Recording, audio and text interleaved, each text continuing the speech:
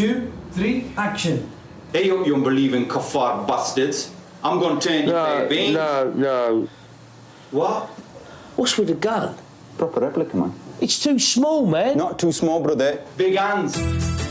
The way to stop the feds tracking you is very simple. You eat your SIM card. Can I cook, man? They're total idiots, Soph. I can't even get them to stir the tea without smashing a window. My plan is, though, to put a bomb on a claw.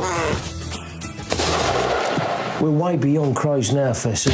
Answered the call, bro. Training camp, Pakistan. What? What? That's a drone. You've got to take it out.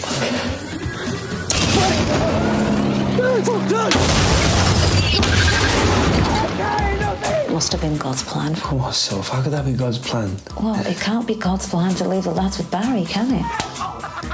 Why do we need a training camp anyway? We're primed. We don't need some tramp up a mountain telling us to set a fuse. What we're going to do is got a blast in history. Echo through the ages. Blow something up. What we're going to blow up, lad? Internet. What? Costume. We can disguise the gear in there, and it's perfect. Time for the fun run, lads? Yeah, we're up for charity. You're gonna die in that gear, lads. It's all for a good cause, though. Yeah. It's not gonna go off! No, you're confused, bro. I'm not confused, brother.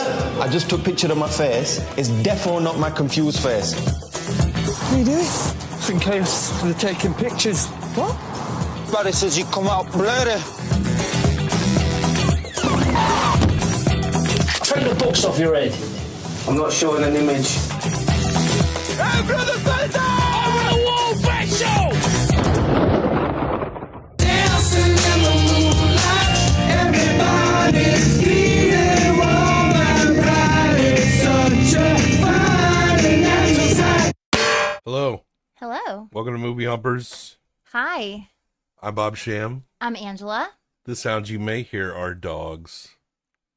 And you do like pineapple on pizza. It's just how it is. I do like pineapple on Someone pizza. heard that and went, oh! I know. And You I'm know like, what? is life not enough of a struggle? I just want to say. Yeah. I don't eat pineapple on pizza, but I don't care. I don't understand why people have to like fight on this hill. That said, don't put ketchup on your hot dogs, you nasty cunts. I put ketchup on hot dogs. I'm very Chicagoan when it comes to hot dogs. You put ketchup on hot dogs. That is the best way. The Chicago style dog is the best way to eat a hot dog. You put ketchup on your hot dogs. Okay. Get out. It's over. No, wait. No, I'm not getting Wait up. until after we record, and then you're out of here. No, it's a holdover from my childhood. If I need a snack, I might, and we have hot dogs, I might truly just like throw a hot dog in the microwave and dip it in ketchup. Look, but if it's got bread on it and stuff, there's no ketchup near it. We're from some country ass white trash stock, all right? Yeah, you should be glad I'm not eating deviled ham on Ritz crackers, okay? I mean, that's the next step. Or not even Ritz crackers, club crackers. Deviled ham on club crackers. You were just talking about microwaving hot dogs and dipping them in ketchup. That's not a winning. Life's not going great in that I'm not scenario. eating Vienna sausages out of the can, though. You can't. That's not that bad compared to it. I could go. Is that really worse? Yeah, I think Vienna sausages is worse than but hot dogs. It's just like a dance step away. The only thing difference is you put up enough effort to microwave it. Have I ever told you that my probably. Go ahead. Sure, you might know, but other people might not know. Oh, sure. That my grandpa used to do the club cracker, which is, the little rectangular cracker, with peanut butter and mayonnaise. Mm. That was his thing, was peanut butter and mayonnaise on a cracker. I can't imagine combining those things. I would never eat it now, but I know when I was a kid I would occasionally. But he was also like eating sardines out the can, which you do, which I thought was gross. I got a lot of sardines that we bought when the pandy started. Have you eaten any of them? Did we have to throw them out? None. I have until December. You rude. We should start giving them to the cats. Yeah, we should. We need to rinse the olive oil off of them though. Oh yeah. But that shouldn't be a problem. Yeah, movie humpers. And we are getting to none of the people. I don't think anyone in the movie we're talking about is a part of the food culture we just went through. because they are, Pakistani characters Yeah. that are raised in English. This is an English movie. This is the movie we last randomly generated. They talk about a lot of beans on toast and stuff, and that is one thing that I know that is an English thing that I do not understand is beans for breakfast. Yeah. So they have their own weird things. Yeah, I mean, people have taken some real shots at the English way of eating. But also, I don't care. Eat your beans for breakfast. It's fun to none make. of my business. It's fun to make fun of them. Like It's to also be okay like, that I eat hot dogs with ketchup sometimes. they're good at desserts. Mm-hmm. Got to give them that. Didn't Tim Tams come from over there? Australia. I mean, did cuisine from India save English eating? Yeah, it We did. love Indian food. Yeah, that'd probably be the thing we'd go eat there all the time if we went there. Yeah. And cake. But are we going to eat like beans for breakfast? I would try it. Probably not. I'd try it. They have the full English where it's got all kinds of shit on it. Isn't it like sausage? They eat insane when they wake up, and then like little bit That's healthier. during lunch, and then a dinner, and then a shake like Tommy Lasorda or something. If you eat a Slim bigger fast. meal earlier in the day, your body has more time to like process it and digest it. Some people buy into that concept of like, if you're trying to lose weight but you really want pizza, eat pizza for breakfast. And then you like burn it off through the day. Well, but you heard it here, It's a theory. folks. We're doctors. Four Lions is the movie we're discussing. It was randomly generated, and this movie is directed by Chris Morris, who is a satirist, a humorist, pretty notorious in England, more known over there. He did the fake radio show On the Hour. He did The Day to Day and Brat's Eye, which a lot of these conceptually kind of predates The Daily Show. They were like the BBC's, like their spoofy versions of BBC radio and TV stuff. Yeah. Talk shows and stuff like that. Really funny shit, but mostly known to our friends across the pond. And he helped launch the careers of Steve Coogan. A lot of like British actors you see have been in bits of his back in the 90s, early 2000s, and he worked, of course, with Armando Iannucci, and you can see that specific influence and style with all these guys, Steve Coogan, Iannucci, and this guy. Yeah, well, and this movie has like Riz Ahmed, which I don't know why I know his name, but I know his name. Yeah, all these guys are familiar. Kayvon, I can't think of his last name. Novak. Kayvon Novak. Who's in What We Do in the Shadows, the television show. TV show. He's great in that. I adore him. And in this movie, he like broke my heart. This is another one of those movies that is like has some of the funniest moments. Yes. And is also so heartbreaking. This school of humor, this Chris Morris, Iannucci, Coogan style humor, the conversational, we complain about this in like these superhero movies. It just sounds so forced. But these movies have, and including this one that we're discussing, as a conversational type of humor that is genuinely really funny because, I mean, this isn't a big budget movie. It completely relies on human interaction, and we're talking, and this came out in 2010, right? Wow, yeah. So this is at the ass end of the 2000s. The London bombing shit happened in like 2005, 6, 7, one of those years. And so there was a lot of panic around that. And it's funny how it all changed. It all shifted into all the bullshit, the Trumpism era we got here, the increase of war in the Obama administration. People kind of seem to forget how one led right into the other. Yeah. You kind of don't really have all that. And so this movie kind of culminating in all the panic, the anti-Islamic panic that we had a lot of here in America. And so Chris Morris, of course, culminating a decade of anxiety in the Western world, releases a satirical spoof comedy about four men living in, they live in like Sheffield or something. It's not even London. And they plan on, they can't come to a conclusion at first, but they plan on suicide bombing something. Yes. But the thing is, they're stupid as fuck. They're dumb as shits. And one of my favorite characters is the Caucasian dude. Barry. He's played by Nigel Lindsay, and he's like the white dude in the group of Pakistani men who, or at least I don't know if the actors are actually Pakistani, but they are portraying Pakistani English men. But Barry is like if Walter Sobchak was from Big Lebowski was an Islamic jihadist. Barry's probably a little more cowardly than Walter when it comes down to the brass tacks, but it's just so funny. Like he's like, I'm more Al Qaeda than you are. All right, I'm coming. Oh, you want back your steptoe now, do you? Listen, I am the most Al Qaeda one here. Think of the group, Barry. Think of what we're trying to do, right? It's best to stay here, bro. You're a liability and you're a loose cannon. What? Bollocks, I'm a liability. I am the invisible jihadi. They seek him here, they seek him there, but he's not there. He's blowing up your slag sister. Invisible? Yeah. Right, like the time you got on the local news for baking a Twin Towers cake and leaving it at the synagogue on 9/11. That is part of the plan. His fucking car breaks down. He's always having issues with his car, and it breaks down. He's like, fucking Jew pots in the car. It's like, and literally one part, Omar goes, "What parts of the car? What parts of the car are Jewish? What are you fucking talking about, man?" The lead character, Omar, so racist. Played by Riz Ahmed. He's kind of the one that's a little more driven, a little more together. Like his buddy, as played by Kevin Novak, Waj. Waj is really, he's like the dumbest one. He's the dumbest one, but he's like the heart. Yeah, he's got like, you can tell he's actually a good guy. Yeah. And FaZe is also extremely dumb because he bought all this bleach or Faisal. He bought all this stuff to make bombs from the same store.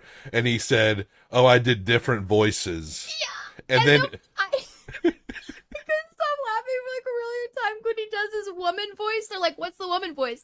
Sounds just like his voice. And they're like, "But you have a beard." And he goes, "I cover my beard. I covered it like this." Like this. And he's going like this and he's like, "Hello, can I have some peroxide?" And it's like, what and it's like, fuck? Why would a woman cover her face like that? He goes, because she has a beard.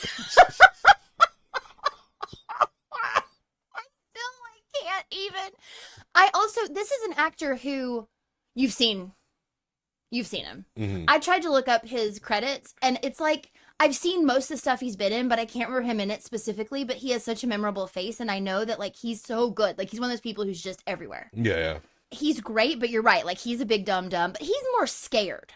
Okay, so the thing about Waj is that Waj is like, he's sort of like the little brother character to Omar. Yeah. Riz Ahmed. So Omar's like the leader. Waj is like this guy that they don't say any of this, but you get this idea that they've been running for their whole lives together. The other guys are newer, maybe they've known Faisal for a long time. Faisal is Omar's wife's brother.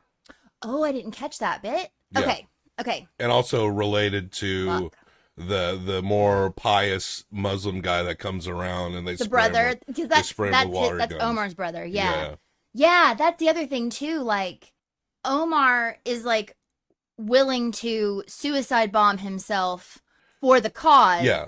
But he's not as religious as his brother. Yeah, it's interesting. I mean, they of course They seem cite to be religion. a little more modern. This kind of tracks, especially secular. What little I understand about, like, you know, the especially, well, they popped off later on, but the ISIS groups, they recruited very young. There is like an ideological conflict with his brother-in-law that comes around, and the brother-in-law is like, that's his brother, literally religious, very much goes by the Islamic teachings, but he's questioning the motives of violent suicide bombers.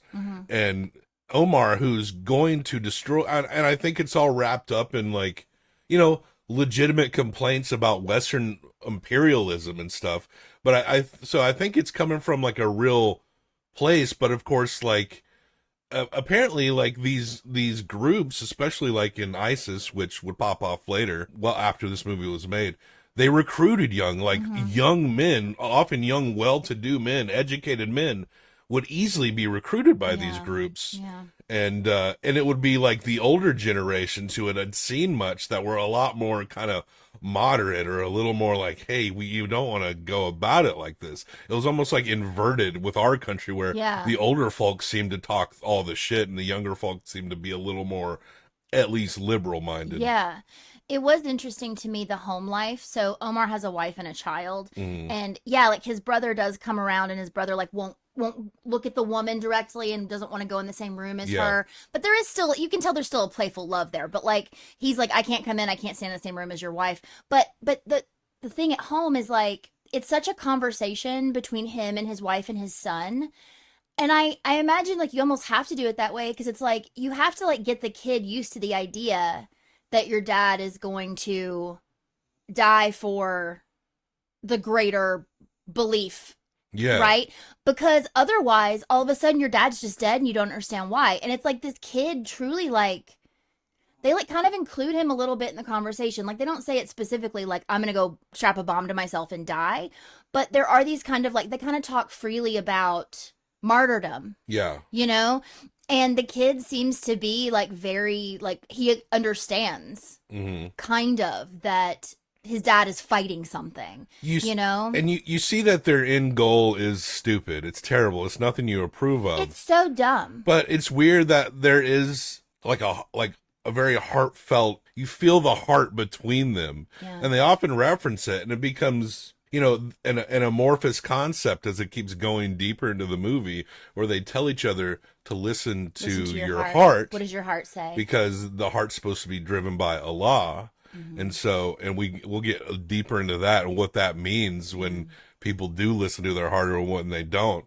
But they do meet up with a guy named Hassan, while Omar and Waj go to Pakistan to train with the Mujahideen. Yeah, but they fuck it up. They fuck it up. They see a drone flying and they go to attack it, but they have the rocket launcher backwards, and they actually shoot behind them and shoot the meeting of the Mujahideen that they're supposed to be earning the respect to go meet. They blow up their whole encampment and they like kill all these major Mujahideen. And you find out at the very end that Osama bin Laden was in that they killed camp. Osama bin Laden. Of course, this movie came out before he was killed, and which is hilarious. But the whole reason they were there anyway and had the ability to like try to kill this drone and murder Osama bin Laden was because Waj like wanted to do a video. They're always sending videos to each other like trying to look tough, and he's like shooting. Yeah. He's like shooting like automatic weapons into the sky, being like, I'm just trying to make my video, man. I'm just trying to make my video. And they get in trouble, and the guys are basically like, y'all are out. You have to stay back at the camp because you're fucking going home. So they were already on the way out, and they were trying to do something good, and they did something even worse. So while they're off in Pakistan, And they ran away without their shit. Like they just took off. Barry recruits a rapper who does a fake suicide bombing That in was like funny. a professor lecture where he like It pulls. was like a council meeting or something. Yeah, something like that. This shit was, I mean, it's hard to really break down because there's just one funny thing after another. The conversations are just so, but as the film progresses more and more, like it stays funny, but it becomes like, you know, you're anticipating them attempting to do this. Well, you shit. realize at some point that this is going to happen, and then things start happening, and people start getting hurt. And when Faisal dies, Faisal, their car breaks down. They've got all this bomb making equipment. The car breaks down, so they have to run it by foot. So Faisal is running all this shit through like a field of sheep, and he trips over like one of those little short walls and blows himself up while they're just watching. Yeah. And they gather all of his. It's played for laughs. They gather up, and Faisal also has this plan to like attack with a suicide bombing crow. he's trying to not have to do it himself. He wants to teach the crow to suicide bomb so he doesn't have to die. He doesn't want to die. He's scared. He's the most like anxious one. So Faisal blows himself up along with a sheep, and they gather his parts, and they're like, we don't know which parts of the sheep really. Well, and Hassan was really upset about this. Like, he actually looked like disturbed. He was like, they made me put it all together, and I couldn't separate some of it. And Hassan's having like a weird like budding romance with like this neighbor that they live in. Alice. Alice, who's like a little off. She's completely off, but like there's a point where they're like dancing to that song "Dancing in the Moonlight," and they're surrounded by bomb making equipment. They walk in, Hassan's dancing with her in their like little area where they're making bombs, and they're like, "What the fuck?" And she's like, "I know what's going on here." Oh, I get it. I know what's going on here. I know what you lot are. You lot are a bunch of packy bashers. What? Mounty boys. You're all gay.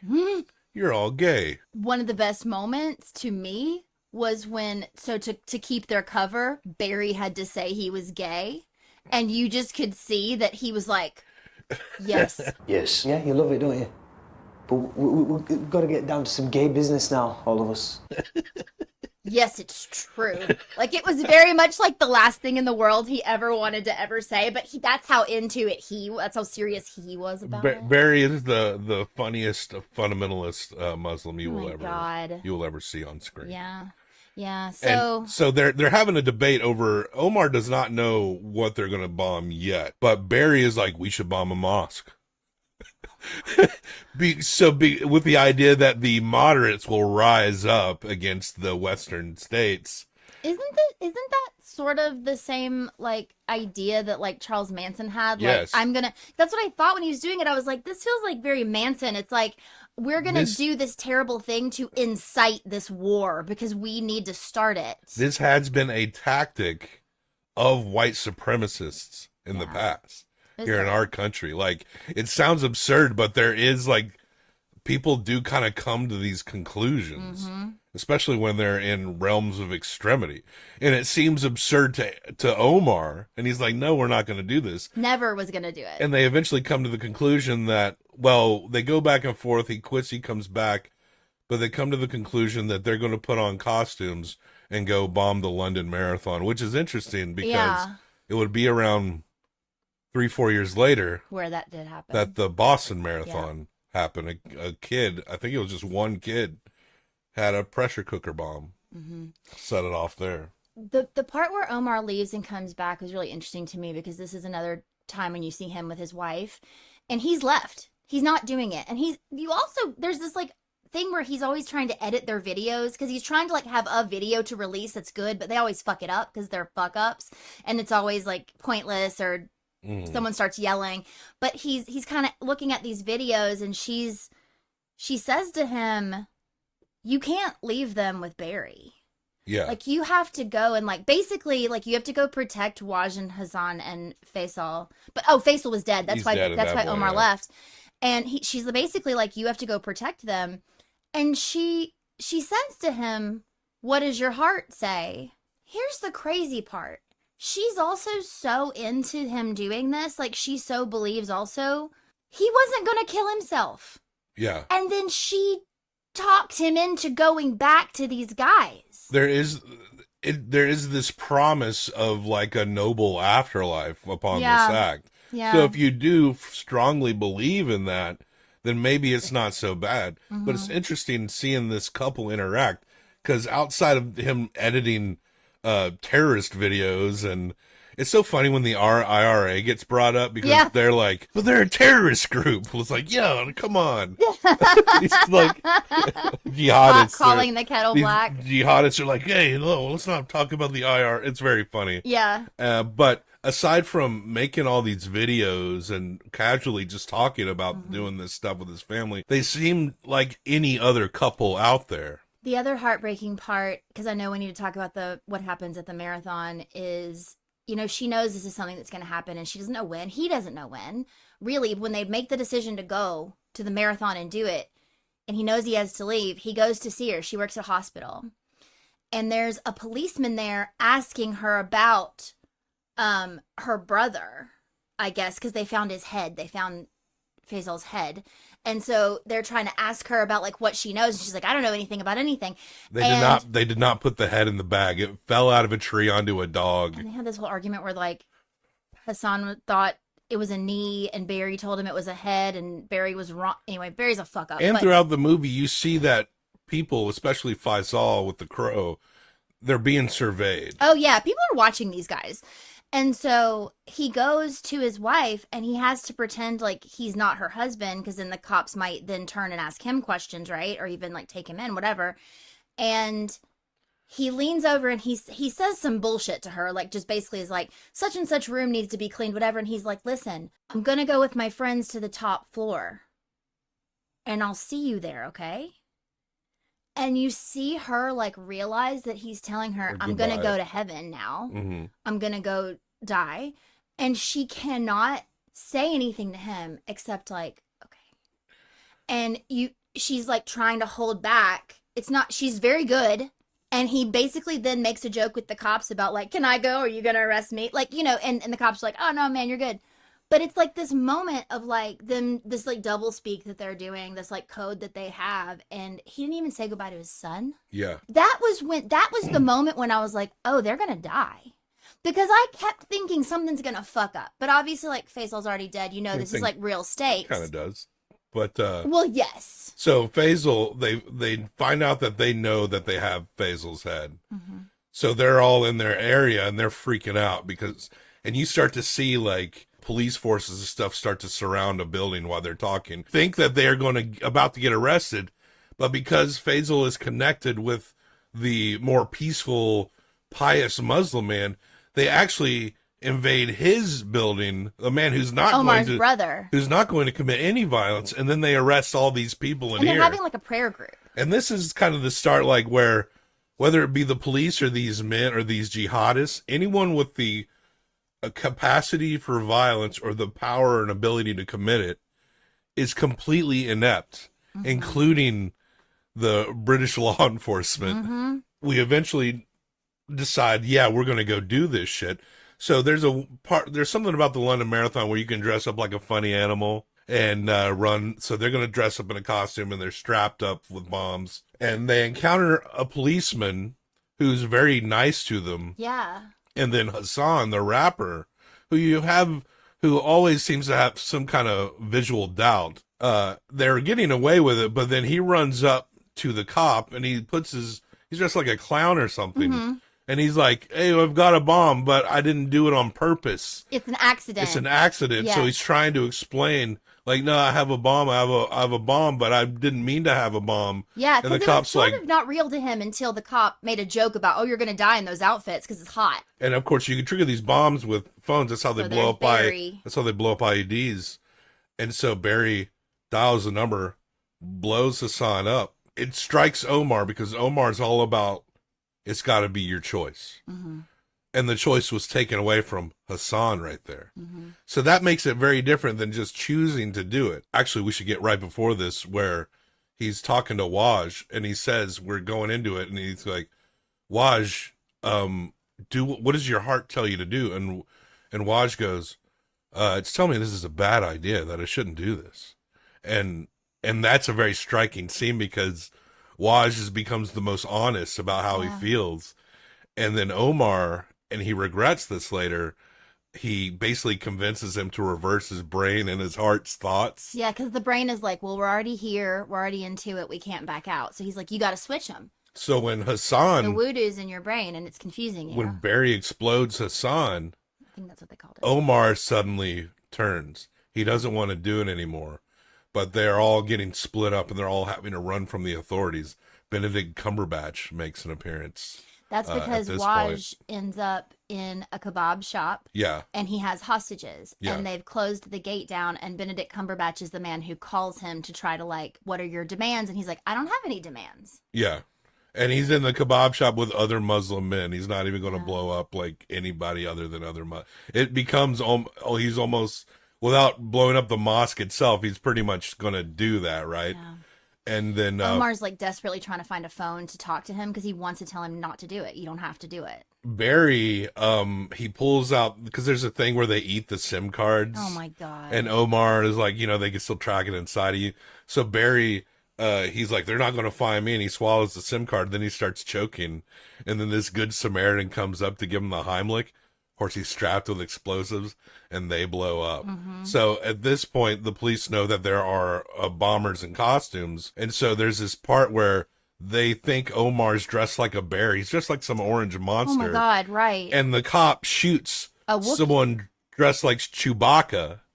And they have this whole confused conversation. Like the police are completely inept. And there's this point where where Benedict Cumberbatch is trying to talk to Waj, but he's like, he's trying to talk to Waj and be like, could you help me out here? Because, like, I'm not very good at this. Yeah, like he's doing, please, like, can we talk about girls? A complete shit job, like, trying to convince him to come out.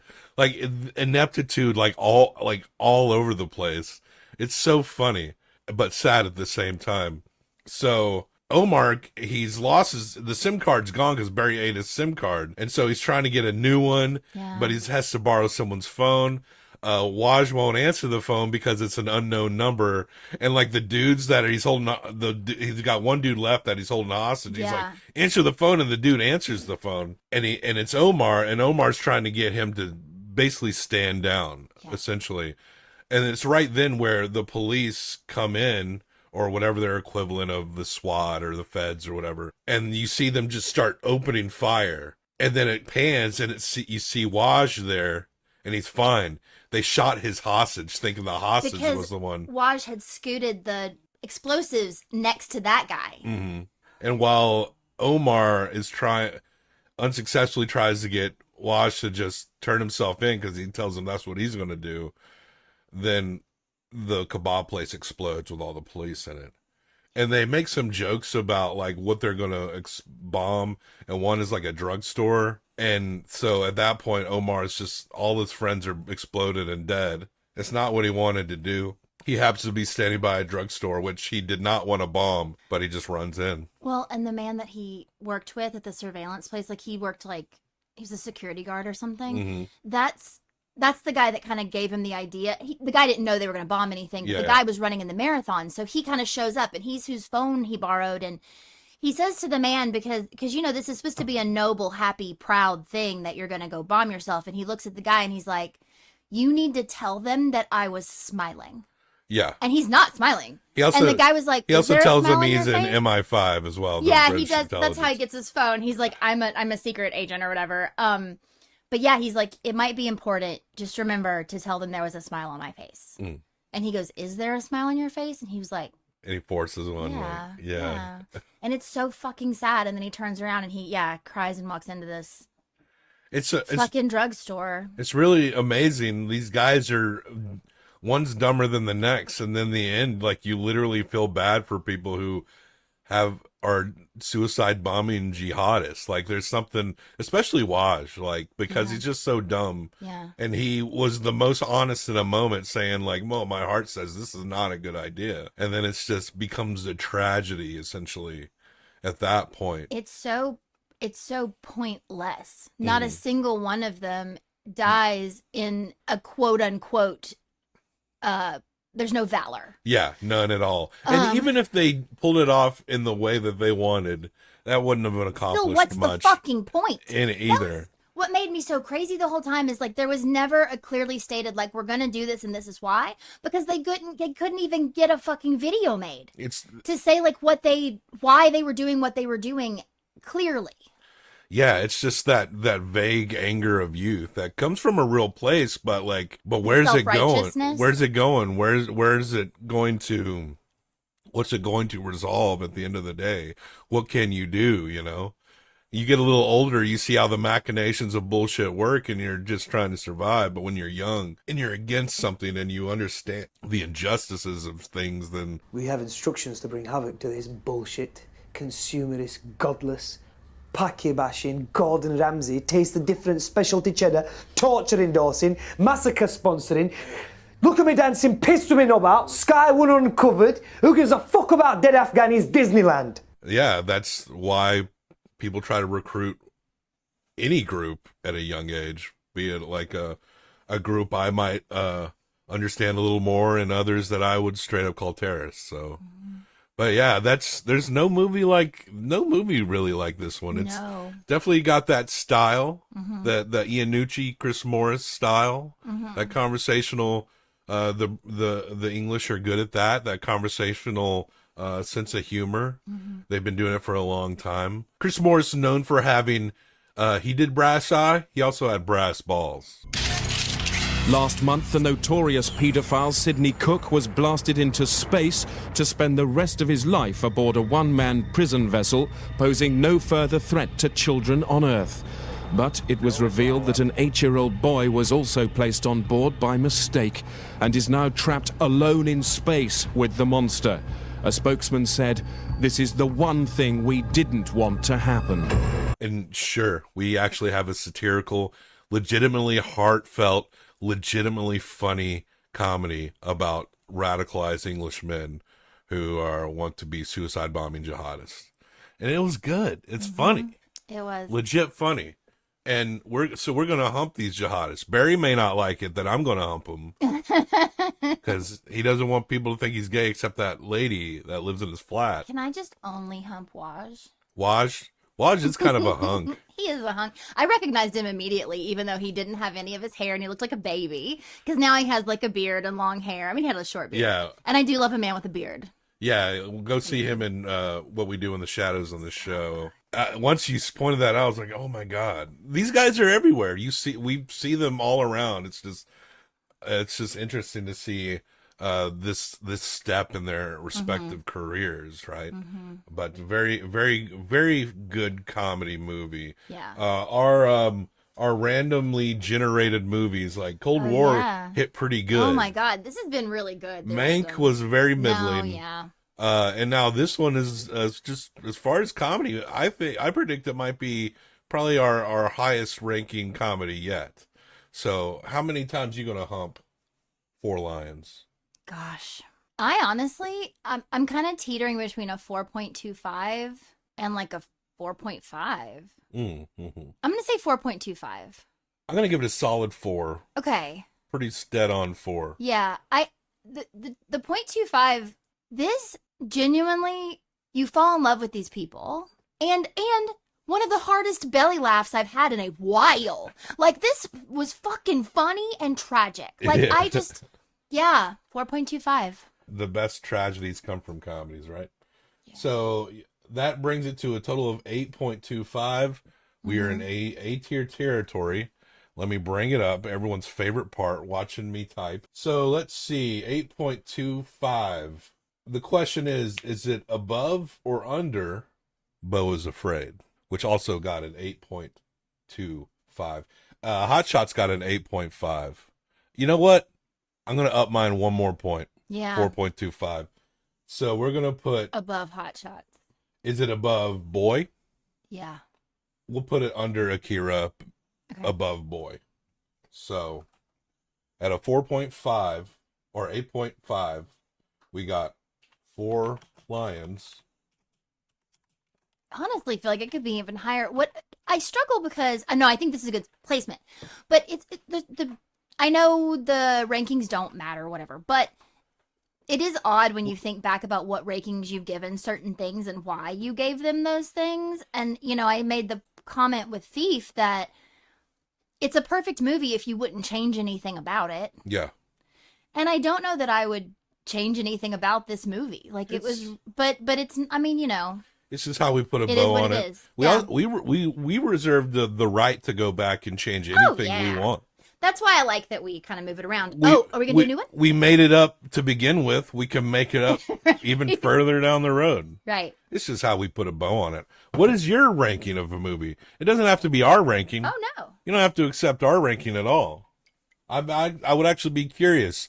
I've been hearing more and more about people, what they think about certain things with the movies we watch. Some people agree with some of what we're saying. Some people hear what we're saying, but think about it in a different way. Mm-hmm. Look, we're just talking about Tell movies. us what you think. We're just talking about movies. Please, go ahead. Go ahead. But yes, it is time to randomly generate a movie. Bum-ba-da-ba. I got it pulled up here. All right. None of these movies that you're showing on the screen right now, I don't know why they're there. The Conformist, Lemony Snicket, we're not talking about those. No. I'm going to hit this button, and whatever the fuck comes up is what we're going to watch next. What are your hopes, Angela, for the next randomly generated movie? My hope is that it's a movie prior to 1980. That's my hope. Ooh, that's a good one. I would agree with that. Honestly, like, I'd be down with more noir film, like, or a legit black and white movie. A legit black and white movie. That would be nice. That would be Not nice. one made now to be black and white. Well, let's hit this button and find out what's going to happen. Hitting the button, generate, and... Oh my God. Mm-mm. What is it? I can't read it. It's a Roger Moore James Bond movie. Really? 1973's Live and Let Die. Yes! And you've never seen this. I've only seen one James Bond movie. I can't believe that. I I've still only can't believe seen that. GoldenEye. This is a good one. And now we're going to watch a randomly Live and generated Let movie, Die. Live and Let Die. This will be, I mean, I don't even remember GoldenEye, so this might as well just be my very first James Bond movie. I'm actually kind of excited. This is a good randomly generated movie. This is also, okay, yeah, forget about GoldenEye, because that's like modern James Bond. These are the good James Bond movies. And the fact that we're watching Roger Moore before we get into, what's his face? Pierce Brosnan? No, who Who was the James Bond for so long? Like Sean Connery. Sean Connery. Roger Moore is my favorite James Bond. So I'm very excited about this. And we'll see how I feel now, because I haven't watched it since I was little, but we watched all the James Bonds all the time. What about the Craigulator, Daniel Craig? He's fine, but like Pierce Brosnan and Daniel Craig, it just doesn't give me the same feeling. Like, I'll watch them, like Casino Royale was fun. Like, they're always fun, but the newer ones feel more like, I don't know, like a Mission Impossible or something. These are more like, I don't know, I just like the style of the way that it was pre-1990. I guess. I remember seeing clips of that one where Sean Connery disguised himself as Chinese. Oh my God. Listen, they're not all politically correct. Hey, if we ever drop Breakfast at Tiffany's, we'll have some very interesting conversations about people dressing up as other ethnicities. Yeah, the past is more racist. We know, folks. We're all perfect now. Nothing to complain about now. No, God. All right. Well, all right. Check the show notes for all links and places to find us. Yep. And death to all traitors. Death to all traitors.